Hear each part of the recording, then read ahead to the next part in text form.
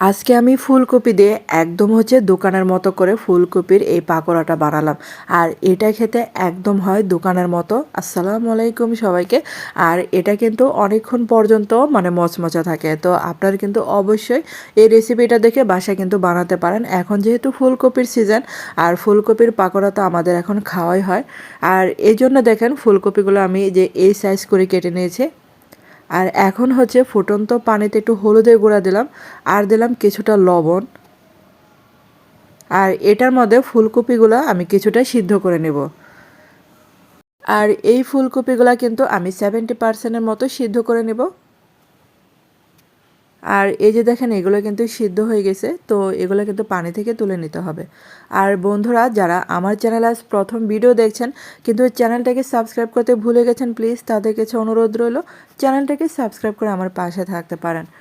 আর ফুলকপিটা ভাজার জন্য এখন একটা বেটার তৈরি করছি। এখানে 1 কাপের মতো বেসন দিলাম, আর হাফ কাপ দিলাম চালের গুঁড়া, তারপর কিছুটা হলুদের গুঁড়া দিলাম, আর দিলাম লাল মরিচের গুঁড়া। আর লাল মরিচের গুঁড়াটা একটু বাড়িয়ে দিলাম। আর এখানে যে ধনে গুঁড়া দিলাম, তারপর স্বাদ মতো লবণ দিলাম, একটু আদা রসুন বাটা দিলাম এখানে, আর একটু জিরা বাটা দিলাম। আর এখন দিয়ে দিলাম কিছুটা গরম মশলা বাটা। তো এখানে যে অল্প অল্প করে পানি দিয়ে বেটারটা তৈরি করতে হবে। আর চালের গুঁড়াটা দিলে কিন্তু অনেকক্ষণ পর্যন্ত মোচমোচা থাকবে। আর এই যে দেখেন অল্প অল্প করে কিন্তু পানি দিতে হবে, একেবারে কিন্তু পানি দেওয়া যাবে না, তাহলে কিন্তু বেটারটা অনেকটা পাতলা হয়ে যাবে। আর এই যে ফুলকপির গায়ে কিন্তু লাগবে না, পাতলা পাতলা দেখা যাবে। আর এই যে দেখেন এই যে এটা কিন্তু এখনও হয় নাই, তো হাত দিয়ে কিন্তু আমি ভালো করে ম্যাশ করে নিচ্ছি। আর আমরা দেখা যায় যে ঘরের থেকে কিন্তু বাইরের ফুলকপিগুলো আমরা বেশি পছন্দ করি। আর বাইরে যে এরকম করে বানালে দেখবেন যে এর স্বাদটা কিন্তু বাইরের স্বাদের মতোই লাগে। আর এই যে দেখেন এটা কিন্তু এই যে এরকম হবে, বেটারটা বেশি পাতলাও হবে না, আবার বেশি ঘনও হবে না।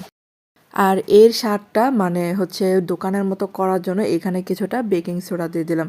আর বেকিং সোডা দেওয়াতেও কিন্তু এটা অনেকটা ক্রিস্পি হয়। আর আমার বাসায় এরকম করে ফুলকপির পাকোড়া বানিয়ে দিলে সবাই কিন্তু খেয়ে অনেক অনেক প্রশংসা করে। আর এই যে দেখেন বেটারের মধ্যে ডুবিয়ে তারপর চুলায় দিয়ে দিতে হবে। চুলার আঁচটা কিন্তু মিডিয়ামে আঁচে রেখেছিলাম, কারণ বেশি যদি জালটা বাড়িয়ে দেন তাহলে দেখা যাবে যে উপরে দিয়ে পুড়ে গেছে, আবার ভিতরে দেখা যাবে যে বেটারটা কাঁচা রয়ে গিয়েছে। আর এরকম করে চুলার আঁচটা মিডিয়াম আঁচে রেখে একদম মুচমুচে করে ভেজে নিতে হবে। আর ফুলকপির সিজন থাকতে থাকতে আপনারা এরকম করে ফুলকপি ফ্রাই করে খেতে পারেন, অনেক মজার হয়।